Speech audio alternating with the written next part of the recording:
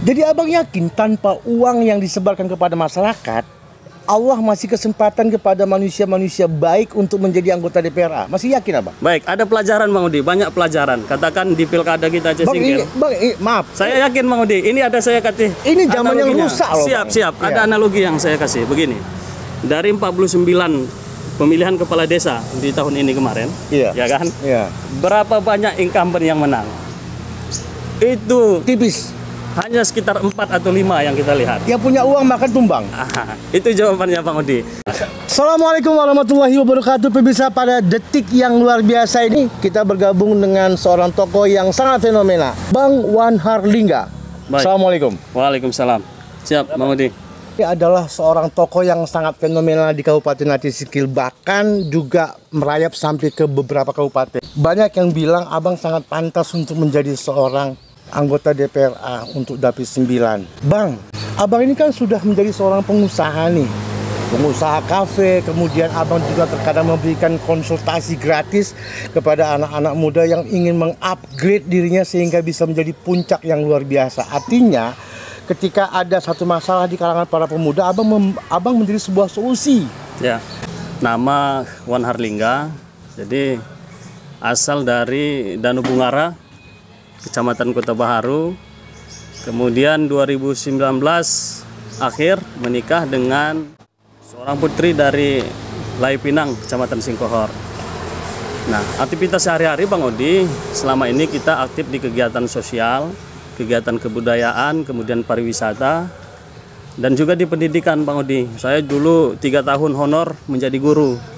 Ya, kemudian setelah itu aktif juga sebagai pendamping kebudayaan dari Kementerian Pendidikan Kebudayaan. Itulah sekilas Bang Odi. Kemudian ada peluang yang kita lihat untuk membuka usaha bisnis. Nah, inilah tempat kita sekarang ini, usaha warung Sinanggal. Ya, kita buka konsepnya secara tradisional, panganan-panganan tradisional kembali kita tampilkan yang dulu sudah hampir punah. Ya, kemudian ya, di tempat ini juga kita adakan diskusi-diskusi mengenai pendidikan, sosial, dan kebudayaan.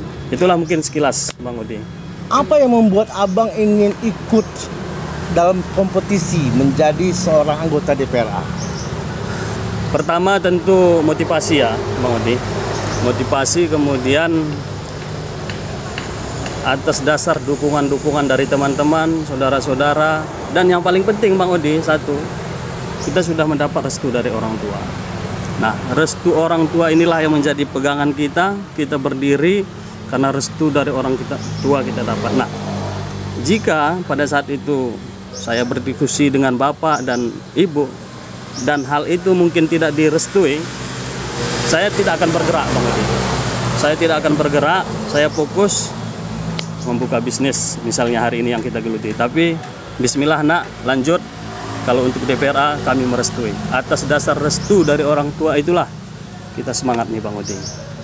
Artinya ridho orang tua adalah ridhonya Allah. Ya, betul Bang Odi. Jadi itulah yang membuat abang termotivasi untuk maju melangkah di DPRA Dapil 9 untuk Provinsi Aceh. Itu yang nomor satunya Bang Odi. Masih 1. banyak motivasi kita yang lain. Apalagi Bang? Nah, pertama tentu dari segala keterbatasan. Ya, dari segala keterbatasan kita menyadari bahwa sudah saatnya Aceh Singkil ini dari 3 periode yang lalu tanpa ada keterwakilan kita untuk DPRA. Ya. Artinya sudah 15 tahun Aceh Singkil tidak ada dewan di DPRA. Nah, selama ini saya secara pribadi membantu keresahan masyarakat itu paling di bidang sosial, pariwisata, kebudayaan. Nah, hari ini harus konkret Bang Odi. Kita harus terjun ke politik demi kepentingan kedepannya bisa membantu keresahan masyarakat itu lewat kebijakan yang kita kawal di dalam pemerintahan Aceh ke depannya. Baik, Bang, pertanyaan tuh banyak sebenarnya, cuma karena waktunya tidak terlalu banyak diberikan kesempatan kepada saya karena sebentar lagi abang akan berangkat ke Jakarta. Saya mau tanya satu hal lagi Bang. Seandainya abang menjadi anggota DPRA dari Partai PKS, abang nomor urut nomor 8 ya. Berarti Dapil 9 PKS untuk DPRA Aceh. Dapil 9. kalau abang menjadi anggota DPRA, Allah izinkan abang menjadi anggota DPRA, apa yang akan abang berikan untuk masyarakat Aceh Singkil? Ya, Khususnya maaf bang, di sini abang mewakili Aceh Singkil, Subuh Salam, Salam, Aceh Selatan, Aceh Barat Daya. Aceh Barat Daya. Apa yang akan abang berikan kepada mereka? Baik, Bang Odi. Pertama begini, di usia yang muda ini, saya tidak bisa banyak berjanji. Artinya kepada pemilih kita, saya katakan begini, kita semua sudah punya HP, rekam jejak kita jelas. Jadi pemilih-pemilih kita harus lebih cerdas hari ini. Nah, apa yang harus kita berikan? Saya kalau berbicara janji-janji itu hari ini belum bisa. Tetapi janji saya Bang Odi, jika kita terpilih, insya Allah kita akan tepati sesuai dengan peraturan undang-undang yang ada, dan itu harus keberpihakan dengan masyarakat kita Bang Odi. Nah, kalau janji saya akan bangun ini, bangun itu, bangun ini, bangun itu di luar ranah kita Bang Odi. Kita bukan eksekutif, kita bukan gubernur, kita bukan bupati. Tapi bagaimana ke depan fungsi DPR itu harus mampu mengawasi kebijakan-kebijakan yang dihadirkan oleh pemerintah. Bang, ada yang bilang kalau mau menjadi anggota legislatif itu harus punya logistik. Maksudnya harus punya uang untuk serangan fajar, harus dibagi-bagikan kepada masyarakat. Sementara masyarakat menilai bahwa abang ini hanya orang yang dekat dengan masyarakat, orang yang banyak berkecimpung dengan masyarakat, orang yang banyak menyelesaikan konflik di antara masyarakat, khususnya kaum milenial. Tapi logistik yang abang miliki untuk tebar-tebar uang itu hampir nol, bahkan nggak ada. Kenapa abang yakin bahwa Allah akan berikan abang kesempatan untuk menjadi anggota DPRA? Ya, baik Bang Odi. Pertama tadi saya sampaikan adalah niat. Nah, jika hal ini belum menjadi rezeki kita, artinya Allah juga sudah tentukan, Wanhar, rezekimu bukan hari ini, kita tunda dulu. Nah, niat ini yang kita perkuat Bang Odi dengan penuh semangat, karena kita melihat ada peluang. Artinya masyarakat saya yakin hari ini sudah banyak cerdas. Tidak semua semata-mata itu harus dibayar dengan uang. Dan kita melihat gerakan itu kepada pemilih pemula, Gen Z dan milenial itu mampu bisa kita ciptakan Bang Odi. Jadi kita bisa lihat orientasi masyarakat ini kemana, dan orientasi yang politik uang, ya ini ya yang harus seminimal mungkin kita perkecil Bang Odi. Jadi abang yakin tanpa uang yang disebarkan kepada masyarakat, Allah masih kesempatan kepada manusia-manusia baik untuk menjadi anggota DPRA? Masih yakin abang? Baik, ada pelajaran Bang Odi, banyak pelajaran. Katakan di pilkada kita Aceh Singkil. Maaf. Saya yakin Bang Odi, ini ada saya kasih. Ini zaman yang rusak loh. Siap. Ada analogi yang saya kasih. Begini, dari 49 pemilihan kepala desa di tahun ini kemarin, ya kan? Berapa banyak incumbent yang menang? Itu tipis. Hanya sekitar 4 atau 5 yang kita lihat. Yang punya uang makan tumbang. Itu jawabannya Bang Odi. Juga di pemilihan pilkada bupati, ya kita lihat, tidak usah kita sebut orangnya, siapa yang lebih banyak uang, bahkan juga tidak menjamin itu. Nah, kalau siapa yang lebih banyak uang itu seharusnya menang, maka orang-orang yang tidak punya uang seharusnya tidak pernah menang dalam pemilihan kecil DPR dan bupati. Buktinya yang kita lihat hari ini, masih banyak orang-orang yang berniat tulus dan berjuang tanpa uang, bahkan dengan uang yang sedikit bisa meraih kepercayaan masyarakat Bang Odi. Artinya abang masih yakin dan sangat yakin bahwa manusia di Aceh Singkil ini dan di tempat lain masih banyak yang bersandar benar-benar hanya kepada Tuhan. Ya, artinya begini Bang Odi, secara kita agama Islam, yang paling atas yang kita posisikan itu adalah takdir. Nah, takdir ini bagaimana Bang Odi? Harus kita jemput dengan usaha kita hari ini.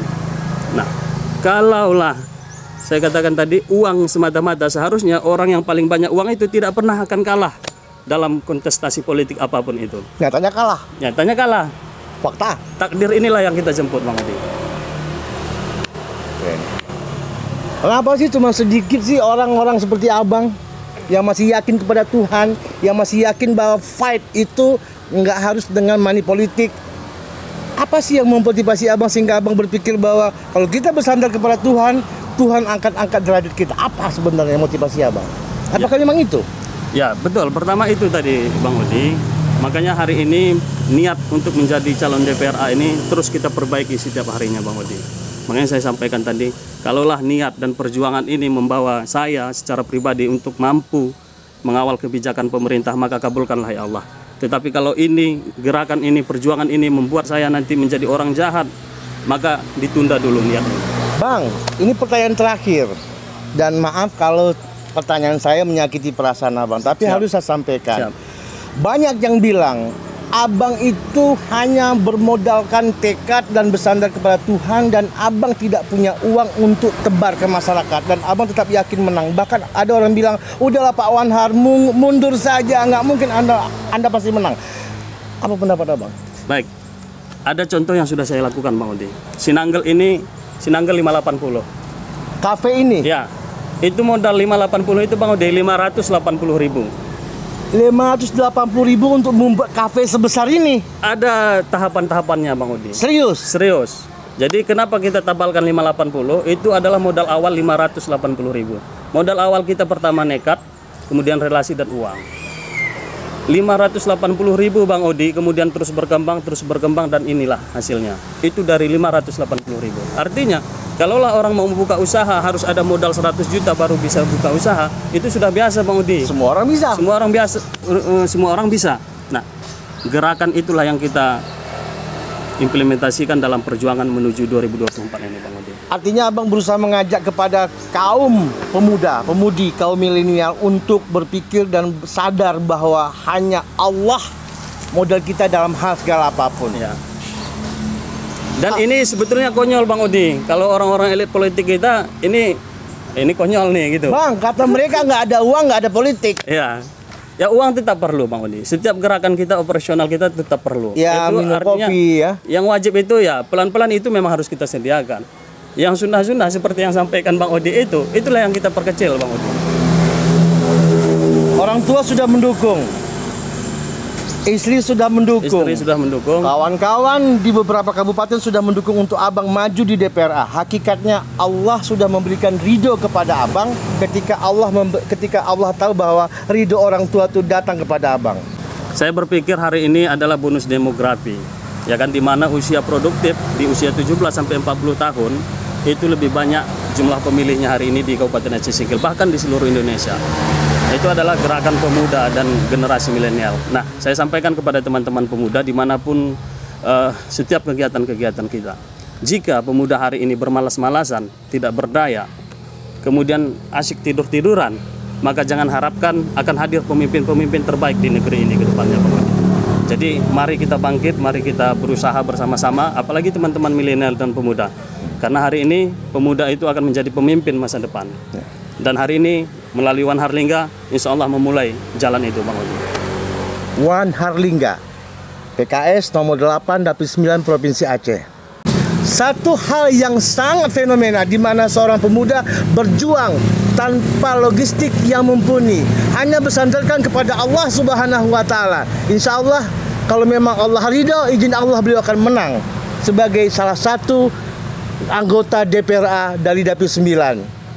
Itu yang bisa kami sampaikan, benar dari Allah, salah dari saya. Wabillahi taufik wa hidayah. Wassalamualaikum warahmatullahi wabarakatuh. Waalaikumsalam warahmatullahi wabarakatuh. Bang Odi. Wan Harlingga.